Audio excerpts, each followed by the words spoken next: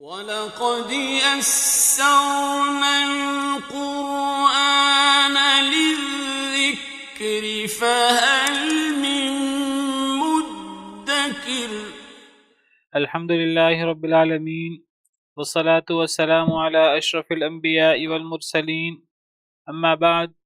فأعوذ بالله من الشيطان الرجيم من همزه ونفخه ونفثه. بسم الله الرحمن الرحيم. رب اشرح لي صدري ويسر لي أمري واحلل عقدة من لساني يفقه قولي. اللهم انفعنا بما علمتنا وعلمنا ما ينفعنا وزدنا علما. فبشر عبادي الذين يستمعون القول فيتبعون أحسنه، أولئك الذين هداهم الله وأولئك هم أولو الألباب. أعوذ بالله من الشيطان الرجيم. بسم الله الرحمن الرحيم. وَإِن يَكَادُ الَّذِينَ كَفَرُوا لَيُزْلِقُونَكَ بِأَبْصَارِهِمْ لَمَّا سَمِعُوا الذِّكْرَ وَيَقُولُونَ إِنَّهُ لَمَجْنُونٌ وَمَا هُوَ إِلَّا ذِكْرٌ لِّلْعَالَمِينَ. أعوذ بالله من الشيطان الرجيم. بسم الله الرحمن الرحيم. وَإِن يَكَادُ الَّذِينَ كَفَرُوا لَيُزْلِقُونَكَ بِأَبْصَارِهِمْ لَمَّا سَمِعُوا الذِّكْرَ وَيَقُولُونَ إِنَّهُ لَمَجْنُونٌ. وَإِن اور بے شک، یہاں ان اگر کے معنی میں نہیں ہے، شرطیہ نہیں ہے، بلکہ ان یہ انا سے مخفف ہے، جیسے میں نے کل ذکر کیا تھا۔ انا جو مشدد ہوتا ہے، انا اسی سے ہی یہ ان ہے، تو یہ انا کے معنی میں ہے۔ کئی دفعہ عربی زبان میں انا کے معنی میں آتا ہے، انہی میں سے ایک مقام یہ بھی ہے۔ تو یہاں ہم ان کا مطلب اگر نہیں کریں گے، یہاں ہم ان کا مطلب بے شک اور یقیناً کریں گے۔ وَإِن يَكَادُ الَّذِينَ كَفَرُوا، اور بے شک قریب تھے، الذین کفروا، وہ لوگ جو کافر ہوئے، جو لوگ کافر ہوئے وہ قریب ہیں، یا وہ قریب ہیں، لَيُزْلِقُونَكَ، البتہ وہ پھسلا دیں آپ کو، بِأَبْصَارِهِمْ، اپنی نظروں کے ساتھ، وہ آپ کو اپنی نظروں کے ساتھ پھسلا دیں، یا بعض مفسرین نے معنی کیا ہے وہ آپ کو اپنی نظروں کے ساتھ ختم کر دیں۔ اس سے کفار کی ان نظروں کی طرف اشارہ ہے کہ جب نبی کریم صلی اللہ علیہ وسلم کفار پر قرآن پڑھتے تھے، جس طرح آگے ذکر آ رہا ہے، لما سمعوا الذکر، جب وہ سنتے ہیں ذکر کو، جب نبی کریم صلی اللہ علیہ وسلم ان پر ذکر پڑھتے تھے، قرآن پڑھتے تھے، تو ان کو بڑا غصہ آتا تھا۔ ان کو غصہ اس لیے آتا تھا کہ قرآن کریم ان کے جو عقائد ہیں اور ان کے آباء و اجداد کے عقائد ان کا رد کرتا تھا، ان کے باطل معبودوں کا رد کرتا تھا، تو اس سے ان کو بڑا غصہ آتا تھا۔ ان کا بس نہیں چلتا تھا کہ وہ نبی کریم صلی اللہ علیہ وسلم کو کس طرح روکے اپنے بزرگوں کو، اپنے بتوں کو برا بلا کہنے سے۔ نبی کریم صلی اللہ علیہ وسلم برا بلا تو نہیں کہتے تھے، لیکن نبی کریم صلی اللہ علیہ وسلم حق واضح کرتے تھے کہ یہ بت کچھ نہیں کر سکتے، یہ نفع نقصان کے مالک نہیں ہیں، معبود برحق، حقیقی معبود تو ایک ہی معبود ہے، لا الہ الا اللہ، کوئی معبود برحق نہیں سوائے اللہ رب العالمین کے۔ تو جب نبی کریم صلی اللہ علیہ وسلم واعظ کرتے انہیں اور ان پر قرآن پڑھتے، تو قرآن سن کر وہ شدید غصے میں آ جاتے، کیونکہ قرآن کریم ان کے عقائد کا رد کرتا تھا، تو وہ غصے سے آپ کو گھورنے لگتے۔ بے شک قریب ہیں کافر لوگ کہ وہ پھسلا لیں آپ کو اپنی نظروں سے، یا وہ آپ کو ختم کر دیں اپنی نظروں سے جب وہ ذکر سنتے ہیں۔ تو یہ ایک کفار کا طریقہ کار ہے کہ کفار کو نصیحت سے، حق بات سے جب انہوں نے نہ ماننی ہو، پھر ان کو بڑا غصہ آتا ہے۔ جس نے حق بات پہ غور کرنا ہو تو وہ حق بات کو سنتا ہے، غور کرتا ہے، اور اگر اس نے کوئی رد کرنا ہو، کوئی بحث و مباحثہ کرنا ہو، تو دلائل کی بنا پر بحث و مباحثہ کرتا ہے۔ لیکن جس نے بحث و مباحثہ نہ کرنا ہو، غور نہ کرنا ہو، سمجھنا نہ ہو، تو پھر وہ غصہ کرتا ہے اور بلا وجہ کا غصہ کرتا ہے۔ اگر کسی کے سامنے آپ کوئی بہت مدلل بات کریں، چاہے آپ کے انداز کے اندر غصہ نہ ہو، لڑنے کا انداز نہ ہو، اگر اگلے بندے کو اس کا جواب نہیں آئے گا اور اگلا بندہ چاہے گا کہ آپ یہ بات نہ کریں، آپ اس کے عقیدے کا رد نہ کریں، تو وہ آپ کو پھر غصے سے چپ کرانے کی کوشش کرے گا، وہ آپ کو غلط طریقے سے چپ کرانے کی کوشش کرے گا۔ ممکن ہے کہ وہ آپ کو برا بلا کہے، آپ پہ سختی کرے، آپ کے ساتھ گالم گلوچ کرے، ممکن ہے کہ وہ ہاتھا پائی پہ اتر آئے، ظلم و زیادتی پر اتر آئے، اور یہ معاملہ آگے بڑھتے بڑھتے اللہ معاف کرے بہت زیادہ ظلم و زیادتی اور قتل و غارت تک جا پہنچتا ہے۔ کئی لوگ قتل و غارت پر اتر آتے ہیں، جس طرح نبی کریم صلی اللہ علیہ جس طرح پرانے انبیاء کرام علیہ السلام کو بہت زیادہ آزمائشوں کا سامنا کرنا پڑا، نبی کریم صلی اللہ علیہ وسلم کو بھی، پرانے انبیاء کرام علیہ السلام کو بھی، نیک لوگوں کو، داعی حضرات کو، بلکہ کئی نبیوں کو، رسولوں کو شہید بھی کر دیا بدبختوں نے، ان کی حق بات کہنے کی عوض، ان کے حق بات کہنے کی پاداش میں۔ ان کا جرم صرف یہی تھا کہ وہ حق بات کہتے تھے، وہ ایمان باللہ کی بات کرتے تھے۔ جس بندے نے دلیل سے بات کرنی ہوتی ہے وہ دلیل سے بات کرتا ہے، سمجھنے کی کوشش کرتا ہے۔ جس نے دلیل سے بات نہیں کرنی ہوتی، بحث و مباحثہ نہیں کرنا ہوتا، پھر وہ غصہ کرتا ہے، بلا وجہ کا ناجائز غصہ، جیسے یہاں ذکر ہے۔ ایک تو وہ آنکھوں سے پھسلانے کی کوشش کرتے، آنکھوں سے گھور کر دیکھتے،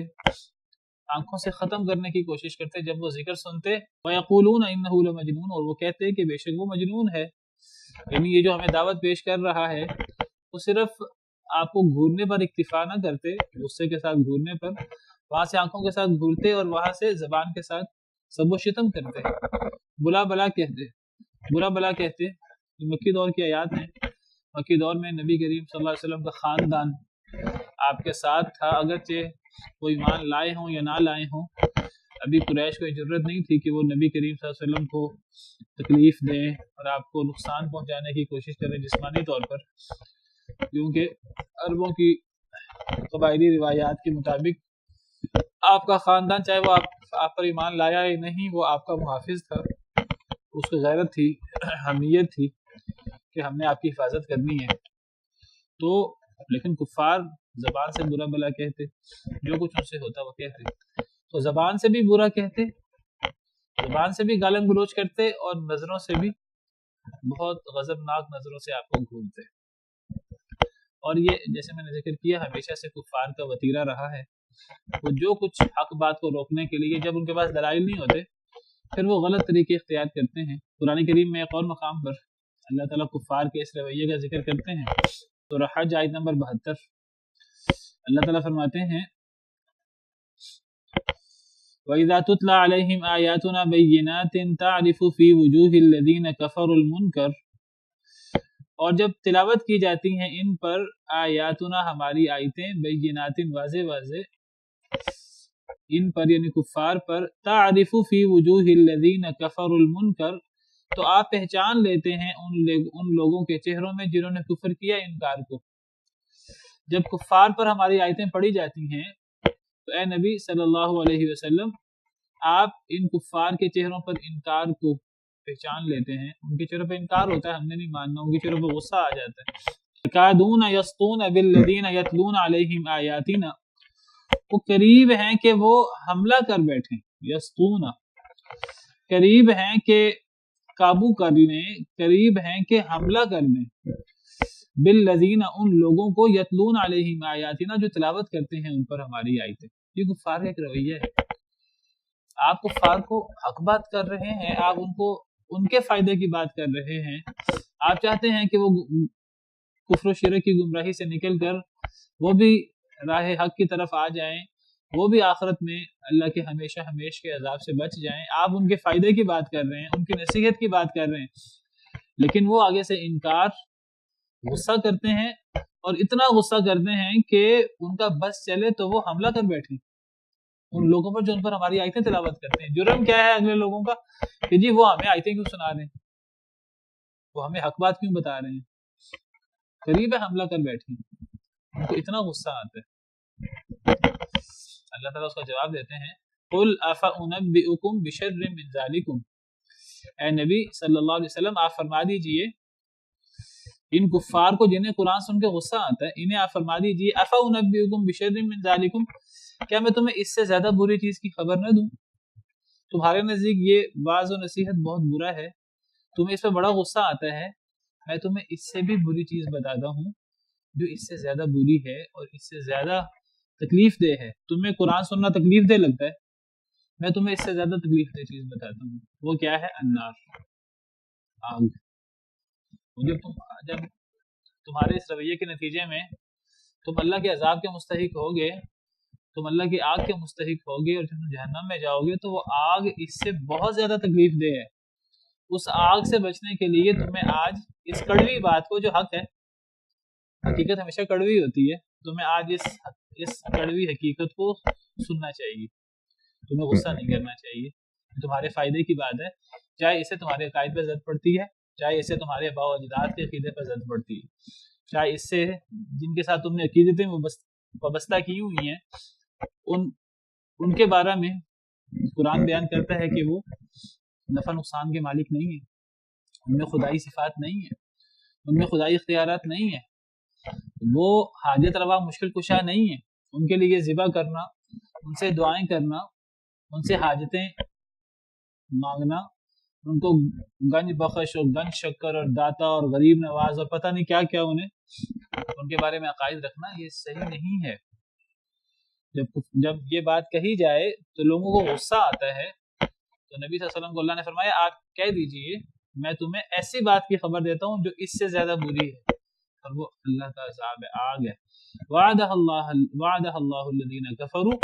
اللہ نے جس کا وعدہ کیا ہے کافروں سے، وبئس المصیر، بہت ہی برا ٹھکانہ ہے۔ اگر آگ سے بچنا چاہتے ہیں پھر تمہیں یہ کڑوی حقیقت سننی پڑے گی۔ جی، اب یہ تصور انسان کے اندر پیدا ہو، جب تک انسان کے اندر یہ تصور پیدا نہیں ہوگا تو پھر انسان جو ہے نا اس وقت تک اسے نصیحت نہیں مل سکتی، اس کے سامنے یہ جواب دہی کا احساس اور ہم نے مرنا ہے اور مر کر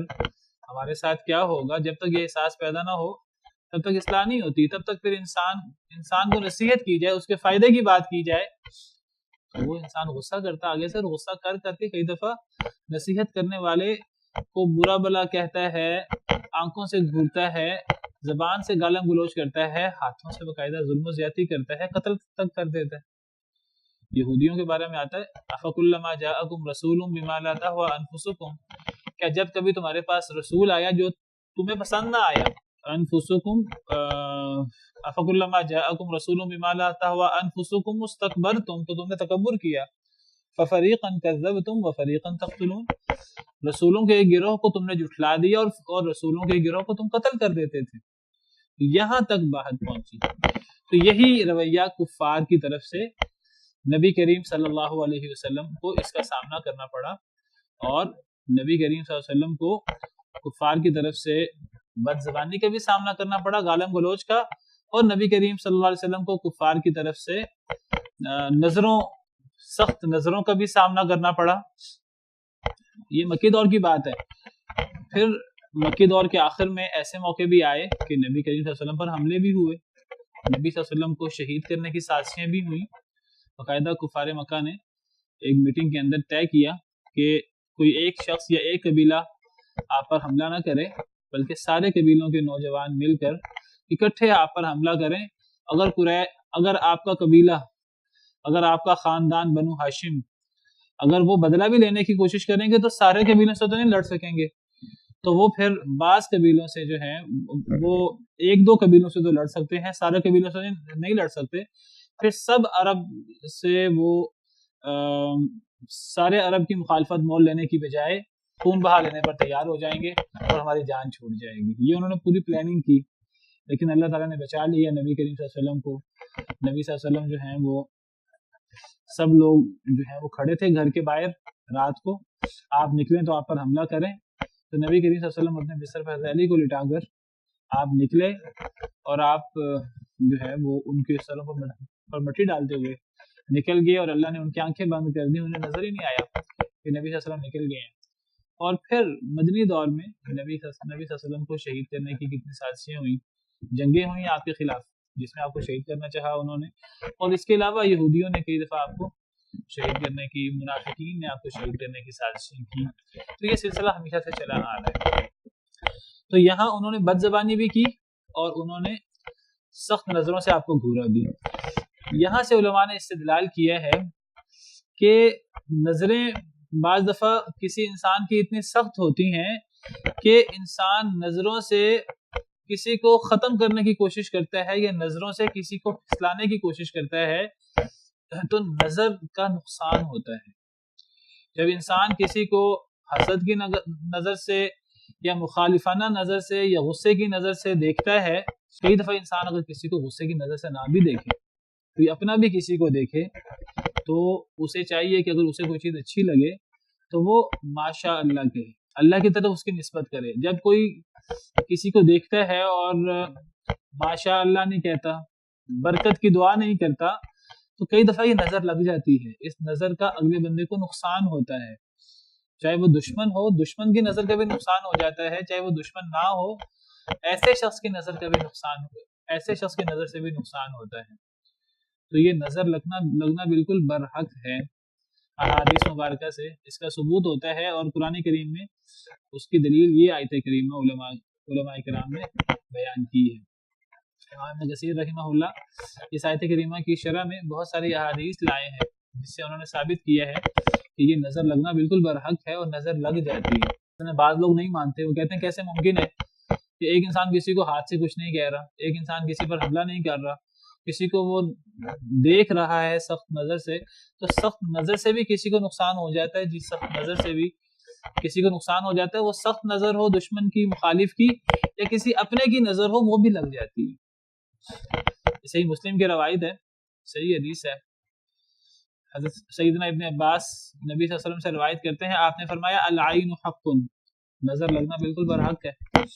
ولو کان شیء سابق القدر سبقت العین، اگر کوئی چیز تقدیر پر سبقت لے جا سکتی ہے تو نظر. جس طرح دعا کے بارے میں آتا ہے کہ دعا یہ تقدیر پر سبقت لے جاتی ہے کئی مرتبہ دعا کی اہمیت کی وجہ سے، اسی طرح نظر کی اہمیت بیان کرتے ہوئے نبی صلی اللہ علیہ وسلم نے فرمایا کہ یہ نظر اتنی خطرناک ہوتی ہے کہ کئی دفعہ یہ نظر یہ تقدیر پہ سبقت لے جاتی ہے. ایک بندے کی زندگی لمبی لکھی ہو تو نظر لگتی ہے اور اس کی زندگی چھوٹی ہو جاتی ہے. یعنی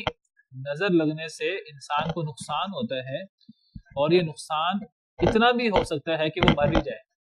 نظر لگنے سے کسی کی موت بھی واقع ہو سکتی ہے. نظر لگنا بالکل برحق ہے.